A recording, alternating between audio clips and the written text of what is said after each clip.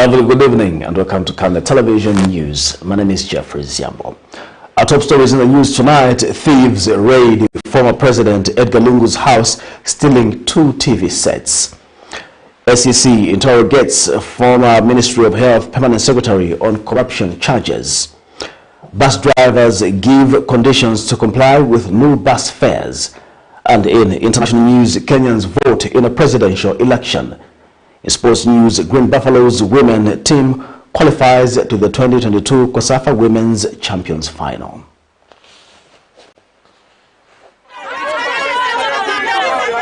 For immediate coverage of any breaking or latest news in Zambia and around the world on Camnet Television, call the numbers on your screen.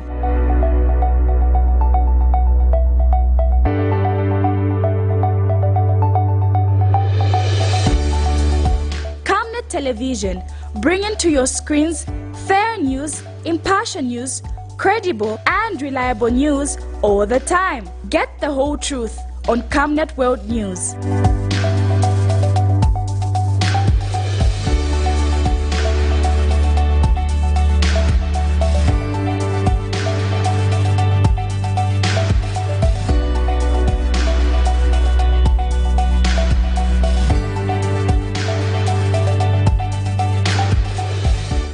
Television, not just another channel. Hello again, another news in detail. Zambia police recorded a case of breaking into a building and committing a felony which occurred at the former Republican President Edgar Lungu's residence. According to a report filed to the police, unknown people broke into the house and stole 2 Samsung smart television sets valued at 66,000 kwacha. Police spokesperson Ray Hamonga says the suspected thieves' entry and exit was gained through cutting the electrical wire fence behind and climbing the wall fence and breaking the door, hence stealing the items. The Patriotic Front chairperson for Information and Publicity, Rafael Nakachinda, has blamed the state for not providing enough security. More in this report.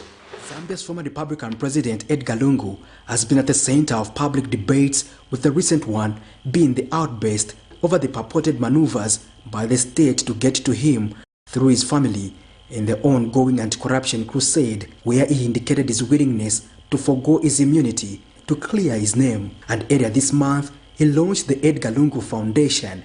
However, on the 9th of August 2022, Zambians were treated to an unusual scenario where thieves broke into the residence of the former head of state between 01 and 06 hours during a power outage.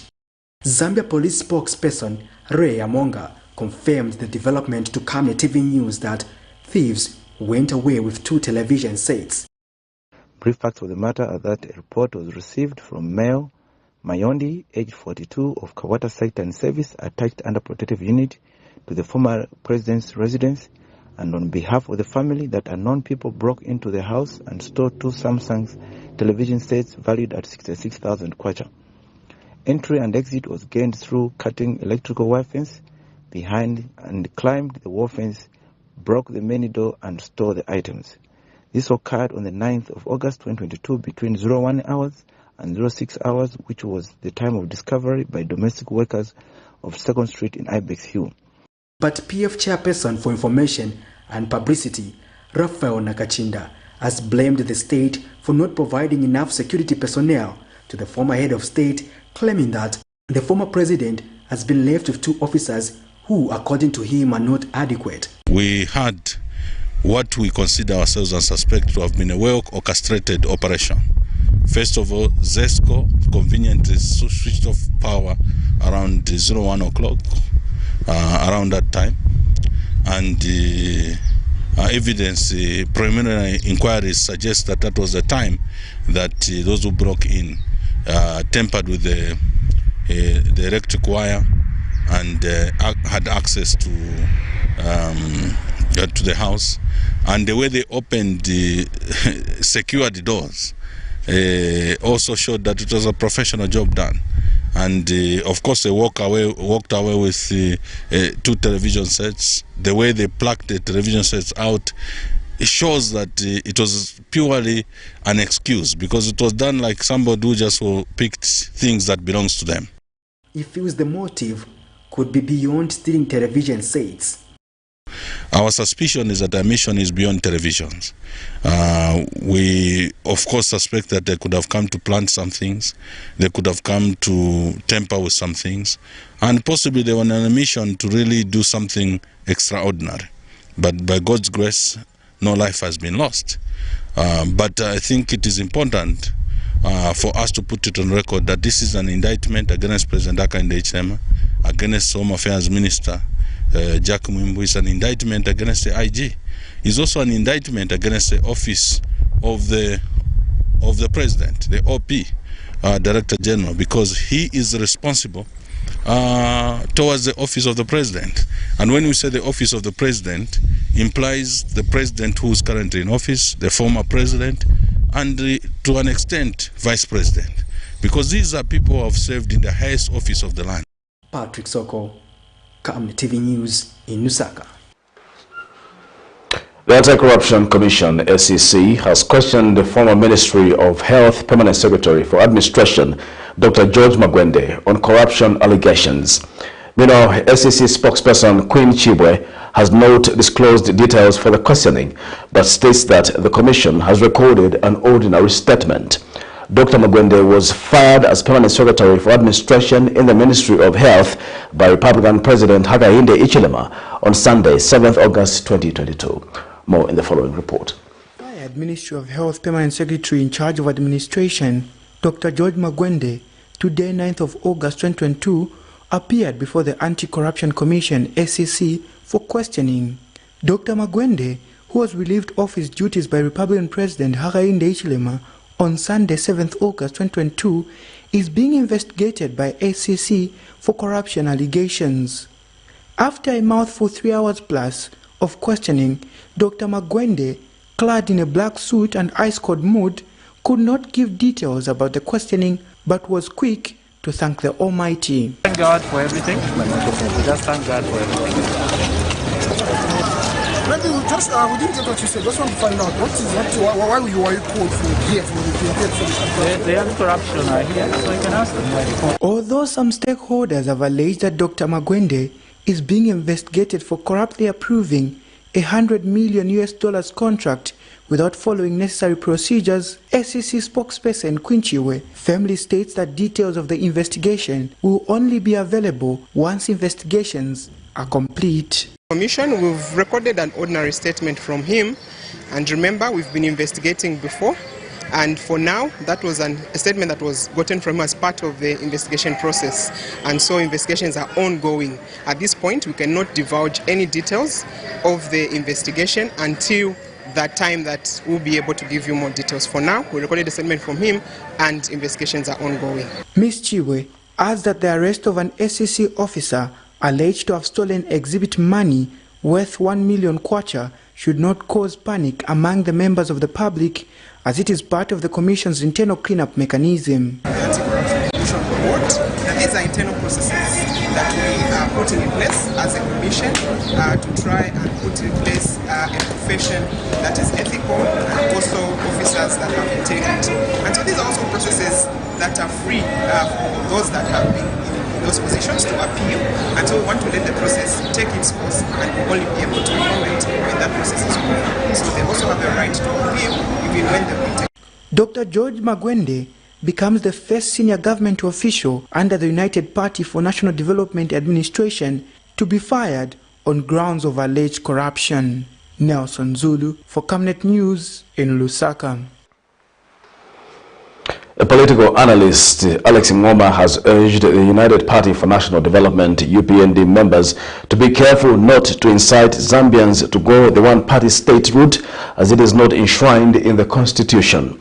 Speaking in an interview with Camnet News, Mr. Ngoma says the sentiments made by the UPND Deputy Secretary General Gertrude Imenda that Zambia should be a one-party state owing to the good performance of the UPND administration has the potential to destabilize the country. He says the Constitution is clear on the one-party state, hence politicians should cease from making statements likely to cause confusion. More in this report.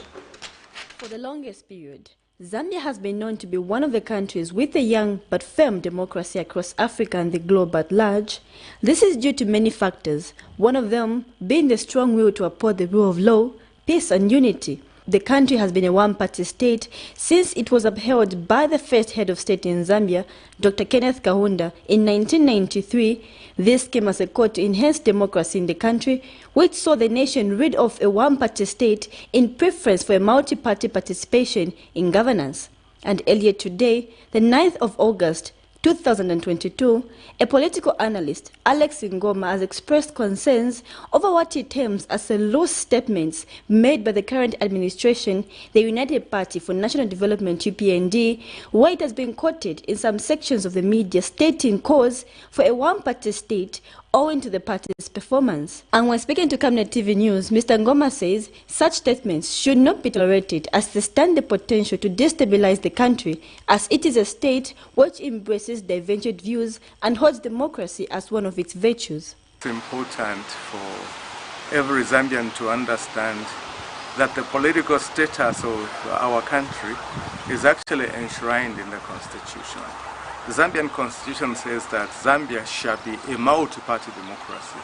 So how can a person talk of reverting to a single-party state? So that is just being adventurous, and that is a recipe for actually destabilizing this country. Because surely, while some people may support that pronouncement, there will be million others that will oppose the same. And that is what I mean by creating anarchy and instability in the country. Mr. Ngoma says at a time when nations are embracing multi-party state, it is shocking for a political party in power to utter statements which incite the opposite. It's important to understand that the mood in the whole world today, the political world order, is based on democracy. So how can a person begin to advocate for something that nobody really wants to talk about? You know, being the only country where you talk about single-party democracy, where is this coming from? It's a very, very strange way of looking at things. That's what I would say. It says the Constitution is clear on the country's stance on this matter and has since advised politicians not to be too adventurous with matters of governance. Messi Chanika reporting for Camnet TV News in Lusaka. Bus drivers at Kulima Tower bus station in Lusaka have agreed to comply with the newly introduced bus fares by the Road Transport and Safety Agency, RATSA, on condition that a new fare chart is released. Speaking to Camnet News, the bus drivers have urged RATSA to produce a new fare chart, stating that there are routes that drivers use that are not gazetted by RATSA and the Lusaka City Council. The drivers have since called on the local authority to also reduce the loading charge in bus stations from 45 kwacha to 25 kwacha to harmonize business. More in this report.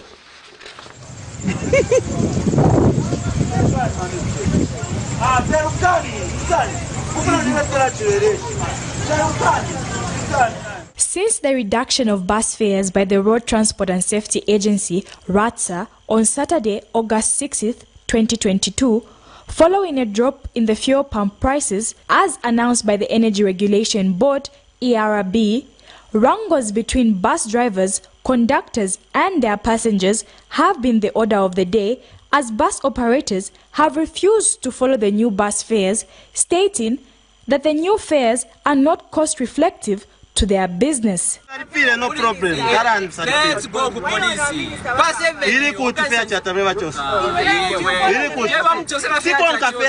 Stick on fair chat.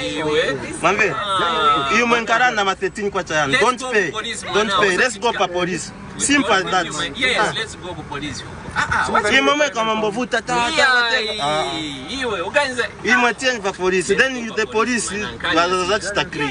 Stakeholders have come out strong on the matter, urging the drivers to comply, but to no avail. But after warnings issued yesterday by Transport and Logistics Minister Frank Tayali, stating that operators that will not implement the new bus fares risk having their road service licenses revoked. This has compelled some bus drivers at Lusaka's Kulima Tower bus station who have agreed to follow the new bus fares if the fare charts are given to them. Fare chart between conductor and passengers.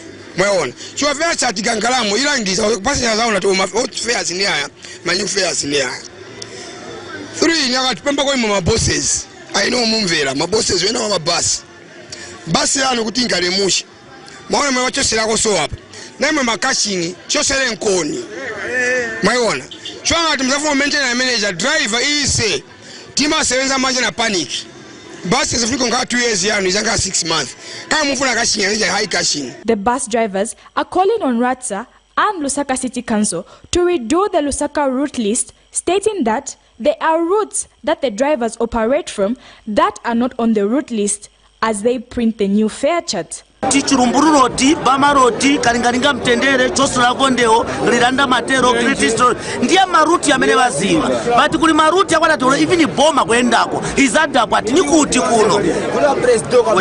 Even kuendako government izada kwati, nanga kuno nikuti but within Lusaka. So pamene pafaka mafare chart, wazichita assess kupita, not kungo pulikila chati tachosako.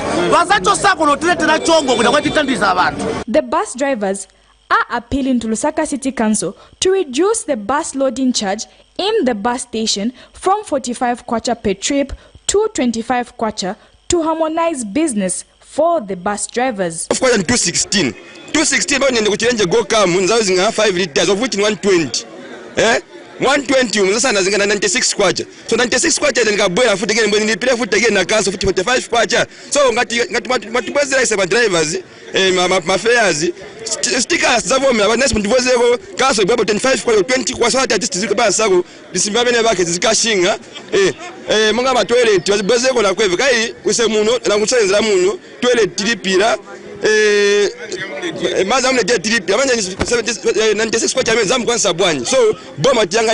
Cherish Sibote, reporting for Camnet News, Lusaka. Chilanga Ward Development Committee Chairperson Lucky Vene says the vastness of some constituencies will make it difficult to solve the unemployment challenges using the Constituency Development Funds CDF. In an interview, Mr. Vene has cited Chilanga constituency of being extremely vast, constituting of 12 wards, which has seen some cooperatives receiving as little as 5,000 kwacha for empowerment. Meanwhile, in a separate interview, Zambia Savings Credit and Union Cooperatives Limited Project Coordinator Adam Mwanza has urged civic leaders to encourage their community members to take advantage of other empowerment initiatives in the country. More in this report. Statistics from the International Labour Organization ILO indicate that spaces in the formal job market in Zambia have continued shrinking over the years, resulting in thousands of people graduating every year, but with only few ever making it into formal employment. This resulted in an unemployment crisis in the country, as most graduates, including other citizens in the informal sector, were struggling to find meaningful capital to start economic ventures of their own. It was in this vein that the current administration provided for the funding of cooperatives with promising ideas under the 25.7 million kwacha Constituency Development Fund CDF to elevate citizens out of poverty. Chilanga Ward Development Committee Chairperson Lucky Vene, however, feels that stakeholders should start considering the topic of delimiting some constituencies which are too vast, failure to which funding of cooperatives under CDF will not serve its intended purpose. In an interview, Mr. Vene explains that the case of Chilanga paints a true picture of this crisis, stating that the constituency has 12 wards, which has left some cooperatives being funded with only 5,000 kwacha. So when we divide 470,000 by 12 wards, we actually get 40,000 for each ward. Now 40,000 for each ward, because most of all these cooperatives and clubs, they are applying for the maximum 40,000. It means we can only give one club or one cooperative. So this cannot continue. This is going to cause a lot of havoc in communities. In a separate interview, Zambia Savings Credit and Union Cooperatives Limited Project Coordinator Adam Mwanza feels that other empowerment initiatives like those under the Ministry of Small and Medium Enterprises Development need to be fully utilized as an alternative. Either the government funds you as a cooperative or not, we should be able to deliver. How? By bringing resources together. So one thing, the success of the cooperative is realizing that as you come in terms of joining a cooperative, what are you bringing on board? Either you bring your skill, either you bring your resource, but you must contribute something for a successful cooperative. He adds that if these alternatives are not fully utilized, competition for funding under CDF will be lessened. Zipporah Mshala, Camnet News, Lusaka. The Competition and Consumer Protection Commission, CCPC, has opposed calls by the Zambia National Farmers Union, ZNFU, for farmers to refrain from dumping fresh vegetables on the market. CCPC Public Relations Officer Rainford Mutabi says the call is an affront to limiting access to market to various farmers that are producing to scale, and says it is also against the spirit of competition promotion. Meanwhile, the National Association for Small-Scale Farmers in Zambia Executive Director Frank Kayula says there is need to educate farmers on how to handle the market so that fresh produce do not go to waste, as is the current situation. More in this report. According to a statement issued 6th August 2022 by the Zambia National Farmers Union, ZNFU, it expressed concerns with the dumping of several fresh commodities such as cabbages and tomatoes on the market, stating that the oversupply is causing significant drop in commodity prices on the market. The statement that has caught a lot of attention, including that of His Excellency, the Republican President of Zambia, Mr. Hakainde Hichilema, who posted on his Facebook page, and I quote, "It makes a sad reading to us who have been working tirelessly to unlock both local and international markets for our produce. Through the various MOUs we have signed, our agriculture produce must not go to waste." It is for this reason the National Association for Small-Scale Farmers, NASFA, Executive Director Frank Kayula, says there is need to educate farmers on how to handle the market if dumping is to be controlled. The President has done so well in alluring customers for Zambian products and the like, but that's at presidential level. We need to get down to the ministry level, and the ministry level needs to get down because at the ministry there is nothing that is produced there. At farmer organization level, even at farmer organization level, we don't produce, it's our members who are producing. We need now to agree, how are we going to capture that market that the president is talking about? And a small-scale farmer, Jackson Banda, who was found offloading his tomatoes earlier in the day at Lusaka's BH market, says there's nothing that can be done to control dumping when tomatoes are in season. Ivo tomato vamene vakambati kuti ni time yakaina si muntu amene alengeza ni season yakaina chapa ni time yakaina kulipa pamene tingachiti.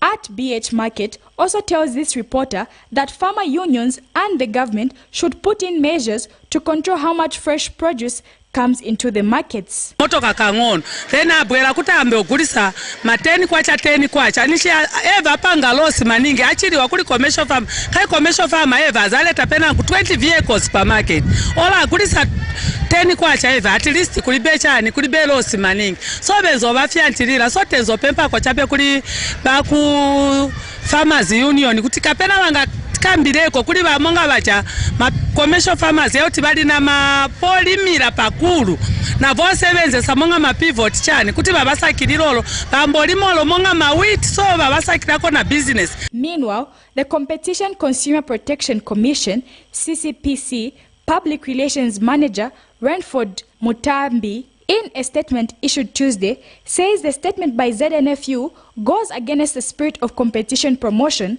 and has urged farmers to continue supplying the markets with fresh produce and expand their production. As the Commission would like to encourage the farmers to continue supplying the markets with the best they can and to expand production through value addition and market linkages, more so with the SMEs.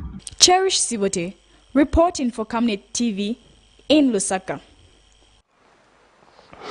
Interpol General Secretariat Representative Dewale Ogundele says financial crimes have continued to rob many African countries of the much-needed development. Speaking at the official opening of a 3-day national training on anti-corruption, financial crimes and asset recovery in Lusaka Tuesday, Mr. Ogundele says equipping officials in investigative wings with knowledge in fighting financial crimes is a step to winning the fight against the vice. Meanwhile, Zambia Police Director Criminal Investigations Department Desmond Mwanza says the effects of financial crimes have far-reaching consequences of threatening government peace, security and development. More in this report. The fight against corruption and money laundering in Zambia has continued to rob government of huge sums of monies in the process of trying to recover assets which in most cases end up not being recovered.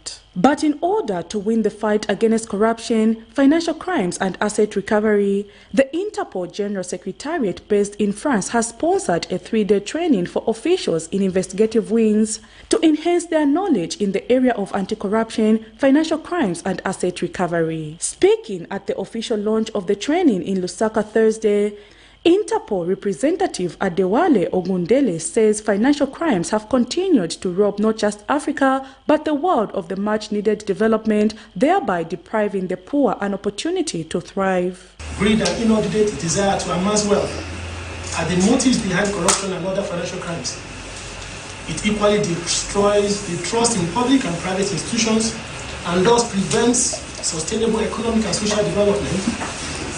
The continuous depleting of the nation's wealth through illicit enrichment, bribery and influence peddling, amongst others, by people placed in public and private offices remains a cog in the will of any nation. It's progress. Meanwhile, Inspector General of Police Lemi Kajoba, who was represented by Director Criminal Investigation Department Desmond Mwanza, says the effect of financial crimes have a far-reaching consequence of threatening government's peace, security and development, and has since encouraged investigative agencies not yet connected to the Interpol 1-24/7 system to do so. As the head of Interpol NCB Lusaka, I wish to assure other agencies like the Anti-Corruption Commission that are not yet connected to the Interpol I-247 system that modalities are underway to have them connected to this very important tool. The training is being attended by officials from the Attorney General's Office, Anti-Corruption Commission, Drug Enforcement Commission, Zambia Revenue Authority, National Prosecution Authority, Department of National Parks and Wildlife, Financial Intelligence Center, and the Zambia Police. I'm therefore optimistic that this workshop will provide useful platform for rich, insightful information regarding best practices, obtaining at international and regional levels for investigators and prosecutors at the end of the day, so that those best practices will lead to the enhancement of knowledge and skills among us, the investigators and the prosecutors. Fighting corruption and financial crimes in Zambia will therefore allow for more resources to be channeled towards other important social sectors which will foster development, aligning the country to becoming a prosperous middle-income country by the year 2030. Prudence Chota, reporting for Camnet TV News. Minister of Green Economy and Environment Collins Nzovu has challenged the private sector to effectively participate in driving the agenda of a green economy and resilient climate change actions.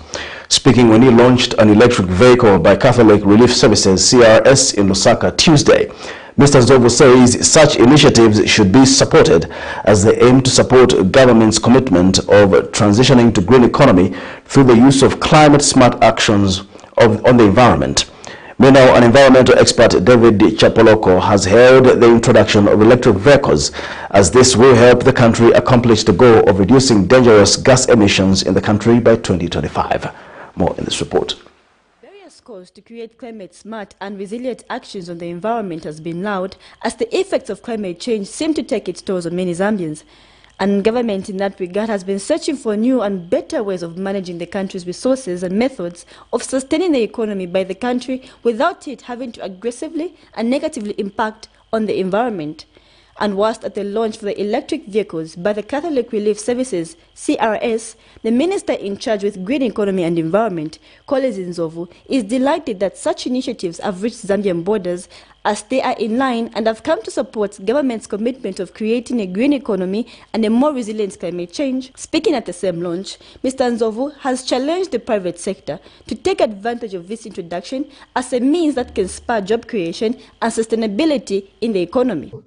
And on the measures we are putting in place to promote the move to the use of electric vehicles in Zambia. Firstly, the electric vehicles are responsible for considerably lower greenhouse gas emissions over their lifetime than conventional internal combustion engine vehicles.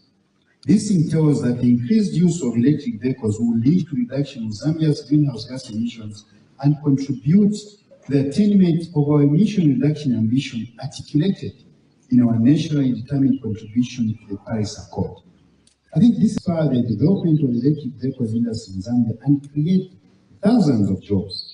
When we say the government means well for this country, this is what we mean. And by the way, distinguished ladies and gentlemen, that MOU is not these MOUs you sign and forget.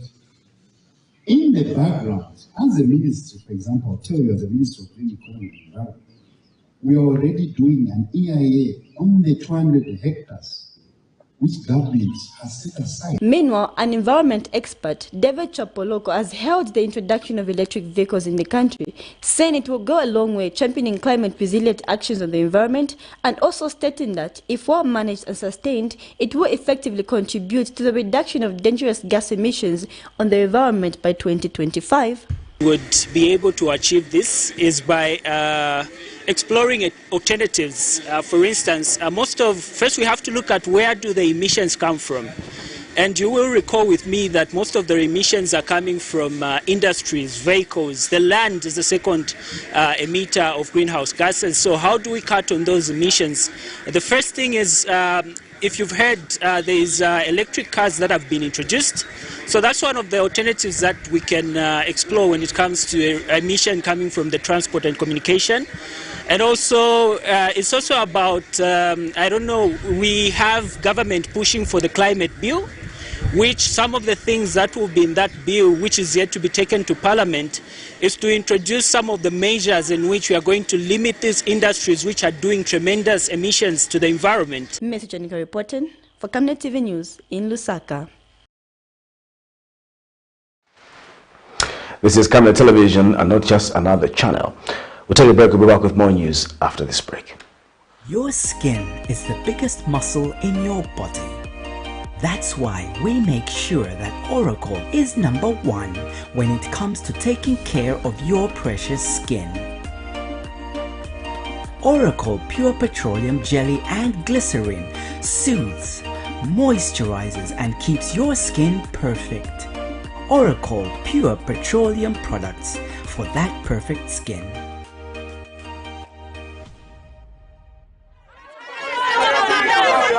For immediate coverage of any breaking or latest news in Zambia and around the world on Camnet Television, call the numbers on your screen.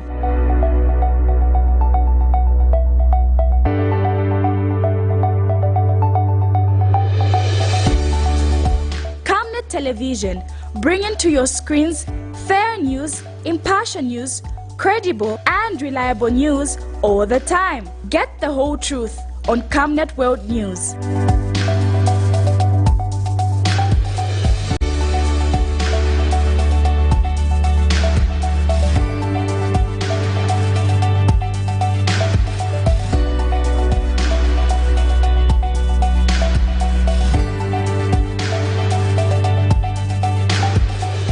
Camnet Television, not just another channel. Welcome back. We'll continue with the news.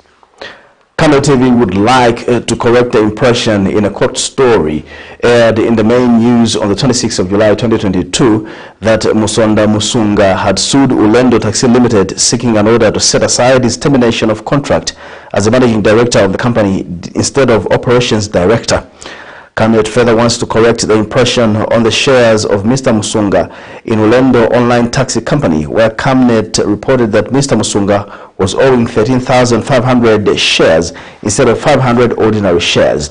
Camnet TV would like to apologize for the mix-up in the title and the company shares. Lusaka Magistrate Irene Washimanga has dismissed the state's application to have a Lusaka lawyer recuse himself from representing an Indian national who is accused of bribing an Energy Regulation Board officer with 4,000 kwacha. This is in a case in which Surya Export Manager for Logistics Aditya Arora is facing one count of corrupt practices. On the 8th of August, the state applied for his lawyer to recuse himself on grounds that he was warned and cautioned in a matter emanating from his client's case. However, the court Tuesday morning dismissed the application on grounds that it lacks merit and there is no such a law that deters a counsel. More in this report. An Indian national suspected of bribing an Energy Regulation Board officer with 4,000 kwacha will continue to await consent from the Director of Public Prosecution before he can be prosecuted. Aditya Arora, an export manager for logistics at Surya Energy Limited, is alleged to have bribed Ezra Siamasumo, a public officer, with 4,000 kwacha in order for him to have his oil tanker included on a list of tankers that had been inspected and were due for inclusion in a petroleum products transportation license. He has been slapped with one count of corrupt practices contrary to Section 19(2) of the Anti-Corruption Act No. 3 of 2012. Meanwhile, Tuesday morning, the Lusaka's Magistrate Court dismissed the state's application to have his lawyer, Mwansa Chibaila, recuse himself from representing him. On Monday, the 8th of August 2022, the state applied that the accused lawyer, Mr. Chibaila, recuse himself from representing the accused person on ground that he has been warned and cautioned in a matter emanating from his client's case. Mr. Chibaila, however, argued, stating that he knows no law that deters him from representing the accused person. And this morning, when the matter came up for ruling, Magistrate Irene Washimanga threw out the state's application citing lack of merit. The court further ruled that there is no law that states that any counsel who is warned and cautioned cannot handle any matter and he or she must recuse himself. The matter now comes up on the 9th of September for mention and possible plea as the court awaits instruction from the Director of Public Prosecution. Miriam Kaimba, reporting for Camnet TV News. A state witness has told the Lusaka Magistrate Court that he got the shock of his life when Anti-Corruption Commission officers informed him that his company, Frontier Management Services Limited, acquired land in Ndola on the Copper Belt. Frontier Management Services Limited Director Eddie Senyangwe testified before Magistrate Hamaundu that their company, since its incorporation, has never done any business nor generated any income for it to acquire property in the said area. Mr. Senyangwe was testifying in a case in which former Lusaka Province Minister Boman Lusambo is alleged to have acquired land in their company's name, Frontier Management Services Limited, which property was later deconveyed to Jinesh Soni at a consideration of 880,000 kwacha for his own benefit. More in this report. Trial has continued in the alleged corruption case that former Lusaka Province Minister Boman Lusambo and his wife, Nancy Manasseh Lusambo, have been accused of. The state accuses the couple of 10 different corruption-related charges, among them corrupt acquiring a public property, being in possession of property suspected of being proceeds of crime, tax invention and conspiracy to defraud, which the defense team strongly argue of their client committing such an offense.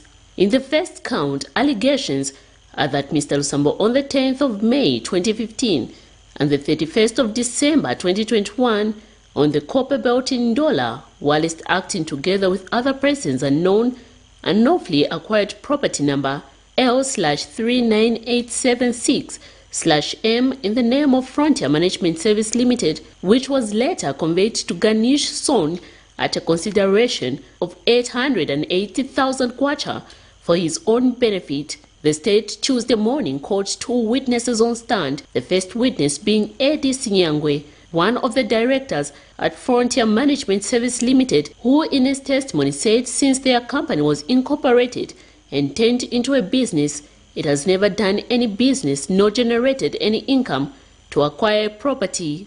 In his further testimony, Mr. Sinyangwe testified that he got shocked when he received a call from Anti-Corruption Commission officers and learned that his company, Frontier Management Service Limited, acquired a property number L/39786/M when the said company has not been functional. And another witness, Sakwila Sinyangwe, one of Frontier Management Service Limited director, narrated before Lusaka Magistrate Faide Samaundu that just like his elder brother, the first witness, he was surprised too when he was informed this year by SEC officers that their company owned a land in Dola, and the officers wanted to acquire more information about the same.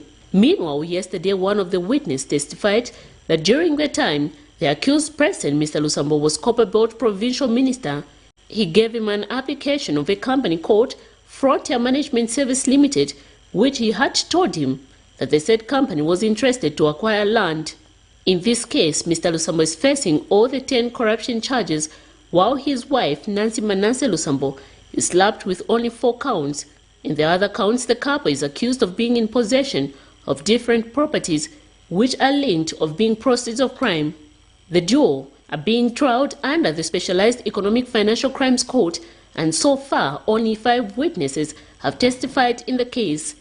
The matter stands adjourned until the 26th of September 2022. Miriam Kemba, reporting for Camnet TV News. 19 civil society organizations have called on government to ensure that the revision of the Public Order Act directly addresses the ways in which the Act has been abused in the past. Governance, Elections Advocacy and Research Services GEARS Initiative Executive Director McDonald Chipenzi says the acts should be revised with a human rights and freedoms approach. Mr. Chipenzi, who delivered a press statement on behalf of other civil society organizations Tuesday, adds that among the changes that civil society would like to see is to shorten the police notification period from 7 days to 48 hours and police response time from 5 days to 24 hours. The CSOs have since drafted a proposed public order bill, which they have presented to the Zambia Law Development for consideration. More in this report. Stakeholders in Zambia have for long been calling for the revision of the Public Order Act POA, as the law which regulates public meetings and similar gatherings is said to have been used by successive governments to disadvantage political opponents. The Zambia Law Development Commission has been receiving submissions for the revision of this law from different stakeholders, following the political will shown by the current United Party for National Development UPND administration for this law to be revised. 19 civil society organizations, CSOs, have made their submissions in the format of a proposed bill for these recommendations to be considered. Delivering the joint press statement on behalf of the CSOs, Governance, Elections, Advocacy, Research Services GEARS Initiative Executive Director McDonald Chipenzi says the key emphasis should be to address the ways in which the Act has been abused in the past. Shorten the notification period to police for gatherings to 48 hours and shorten the time for police response to 24 hours. In the current arrangement, you notify the police within 7 days and they have to get back to you after 5 days. Okay? No, if they don't, then the meeting can go ahead. But in this case, we are saying, let the time be shortened to 48 hours. When you have to notify the police, and 24 hours, the police have to respond to you to say, yes, go ahead, or don't go ahead because of this, or an alternative is given. Other CSO representatives have also spoken out, namely Transparency International Zambia TIZ, Alliance for Community Action SEA, Foundation for Democratic Process FODEP, the Panos Institute for Southern Africa, and the Non-Governmental Gender Organizations Coordinating Council NGOCC. I think you heard in our joint statement that we are calling on everybody that has an interest in this matter, and we believe that you as the media are a very critical player even in terms of getting this message across.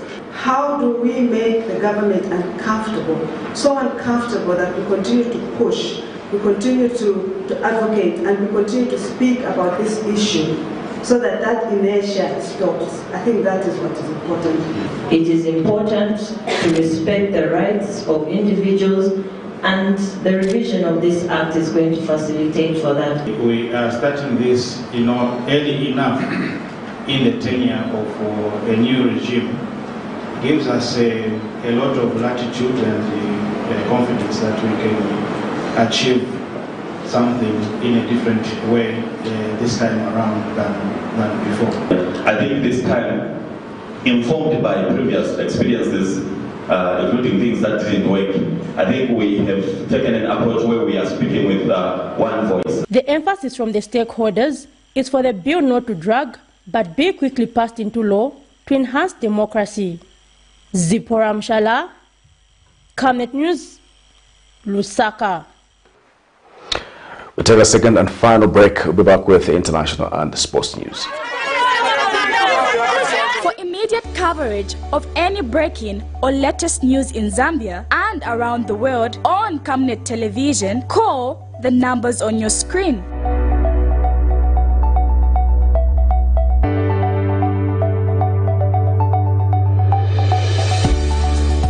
Camnet Television, bringing to your screens fair news, impartial news, credible and reliable news all the time. Get the whole truth on Camnet World News.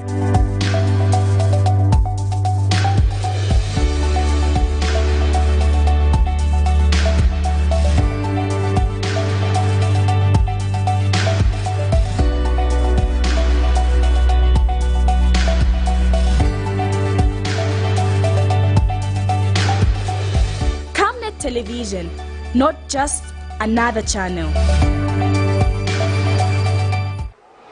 And now in international news, Kenya's presidential hopeful William Ruto cast his ballot on Tuesday in his hometown of Sugoi as polls opened for Kenyans to elect a new leader. Having served as President Uhuru Kenyatta's deputy for the entirety of his 2 terms, Ruto is looking to topple Kenyatta-backed veteran politician Raila Odinga for the top seat. And Kenya's President Uhuru Kenyatta, who was also seen voting, says he's hopeful for a peaceful transition of power. In other international news, a day after China announced it was extending its biggest military drills, Taiwan has carried out its own live fire exercises to simulate defending the island against a possible attack. Tension has escalated since United States House Speaker Nancy Pelosi visited Taipei last week, a move Beijing called a provocation. For more in international news, here's a roundup. Kenya's presidential hopeful William Ruto cast his ballot on Tuesday in his own village of Sugoi as polls opened for Kenyans to elect a new leader. Having served as President Uhuru Kenyatta's deputy for the entirety of the 2 terms, Ruto is looking to topple Kenya's backed veteran politician Raila Odinga for the top seat. The people of Kenya will choose. And let me say that in moments like this is when the mighty and the powerful come to the realization that it is the simple and the ordinary that eventually make the choice.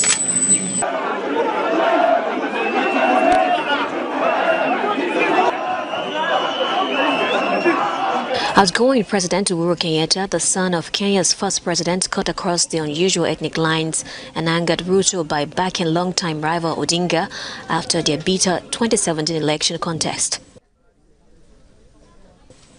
Kenyatta, who was seen also voting, says he's hopeful for a peaceful transition of power. Well, this is a day of voting. I think this is a day where we all want to pray that Kenyans vote, turn out and vote in peace, go back to their homes as we await the results. I think that's all I have to say. No presidential election outcome has gone uncontested since 2002, creating an anxious wait for this year's result, which are not expected for several days.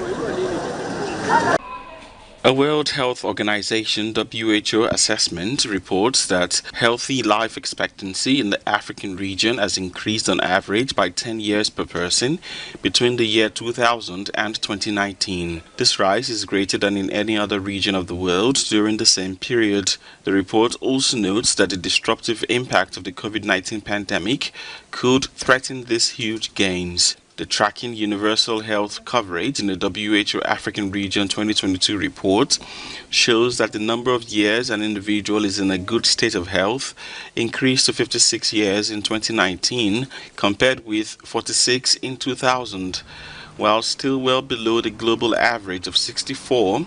Over the same period, global healthy life expectancy increased by only 5 years. Improvements in the provision of essential health services, gains in reproductive, maternal, newborn, and child health were noted to be factors that helped to extend healthy life expectancy. The report recommends countries to accelerate efforts to improve financial risk protection, rethink and focus on incorporating non-communicable health services as part of essential health services.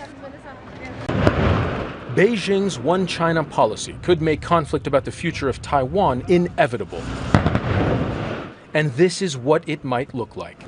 On Tuesday, Taiwan began live fire drills to showcase the self-proclaimed island nation's defensive power. Days after some of the largest military exercises China has ever conducted. China has used the drills in its military playbook to prepare for the invasion of Taiwan. It is conducting large-scale military exercises and missile launches, as well as cyber attacks, disinformation campaign, and economic coercion in an attempt to weaken public morale in Taiwan. Taipei says it won't be intimidated even as China breaches the unofficial median line down the Taiwan Strait. We need to counter the blockade imposed by the Chinese military on us, and today's exercise is to let China know that we are prepared. I hope both sides can exercise restraint. Fighting a war is not good for the ordinary people. Top officials from both sides are at odds. We are just ordinary people and there's nothing we can do. If anything happens in the future, we can't do anything either. The latest flexing of muscles follows U.S. House Speaker Nancy Pelosi's visit to Taipei, a show of support for Taiwanese independence that China says directly contravenes Beijing's historical claim to the island. The U.S. position, China is using the diplomatic visit to pick a fight. Clearly, the PRC is trying to coerce Taiwan. Clearly, they're trying to coerce the international community. And all I'll say is we're not going to take the bait, and it's not going to work. So it's a manufactured crisis. That doesn't mean we have to play into that. I think it would only play to Beijing's advantage. What we'll do instead is to continue to fly, to sail, and to operate wherever international law allows us to do so, and that includes in the Taiwan Strait. And we will continue to stand by our allies and partners in the region. The war games have disrupted shipping and air traffic in a region crucial to global trade. More worrying, perhaps, Beijing and Taipei are turning up the heat on another brewing global conflict. It's now time for sports news.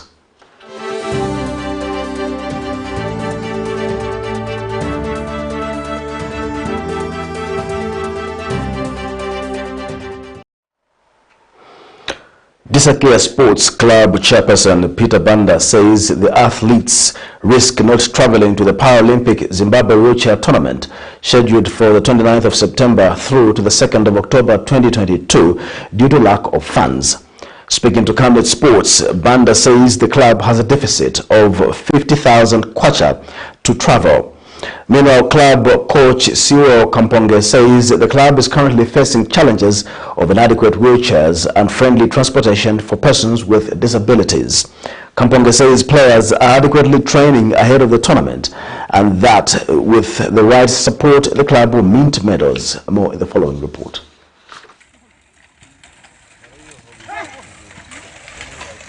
The National Paralympic Committee mandates Paralympic sports to develop evidence-based classification systems that allocate athletes into classes according to the impact of their impairment on sport-specific performance. In wheelchair basketball, a panel of classifiers assesses athletes' performance through observation. One key barrier to evidence-based classification is the absence of defined eligible impairments, including clear guidelines on how to assess them and their impacts on wheelchair basketball performance. In Zambia, the new administration has mentioned time without number that they will give equal resources to all sports disciplines. That said, Disakia Sports Club of Lusaka Province risks not traveling to Zimbabwe, where they've been invited to participate in a Paralympic tournament of wheelchair basketball, as they have a deficit of over 50,000 kwacha. Siwel Kamponge is the club head coach. What I have to say is, our team is very much ready to face any club in Africa. So our trip to Zimbabwe, our aim is to come with a gold medal. That is our aim. It's only that we have some challenges with the wheelchairs. Wheelchairs is the biggest challenge which we have at our club. So we need the well-wishers to come in and help us in wheelchairs. Otherwise, the team is very much ready. Due to the inaccessible construction of various establishments, the mobility of persons with disabilities is limited. This is an important contributor to the exclusion of people with disabilities from mainstream development activities such as sports. The club chairperson Peter Banda also aired out his views. The club has been invited for the annual Daniko Paralympic Games in Zimbabwe, which is the 29th September to the 2nd of October.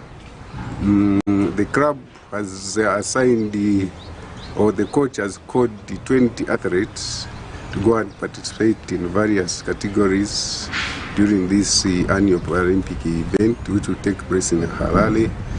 And the club so far is soliciting for funds. It has a budget of 50,000 kwacha, and as a club we have managed to raise 20,000 kwacha. So far, the club has managed to raise 20,000 kwacha towards a forthcoming event that will see 20 athletes participating. Blessings Chakwila, Camnet Sports, Lusaka.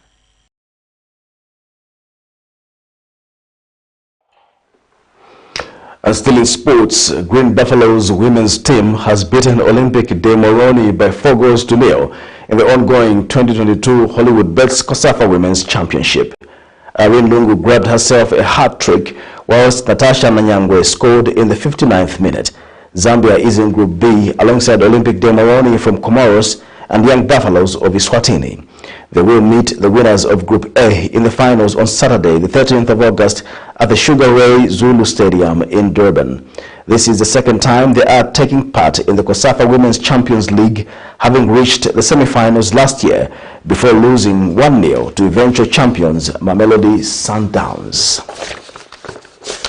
To end Camnet television news, we'll take a look at stories making headlines once again. Thieves raid former President Edgar Lungu's house, stealing 2 TV sets. SEC interrogates former Ministry of Health Permanent Secretary on corruption charges. Bus drivers give conditions to comply with new bus fares. In international news, Kenyans vote in a presidential election. And in sports news, Green Buffalo's women team qualifies to the 2022 COSAFA Women's Champions Final. We now look at the Camnet verse of the day, which is coming from the book of Matthew 6, verse 33 to 34. But seek first the kingdom of God and his righteousness, and all these things will be provided for you. Therefore, don't worry about tomorrow, because tomorrow will worry about itself. Each day has enough trouble of its own. Thank you for watching once again. My name is Jeffrey Ziambo. Good night.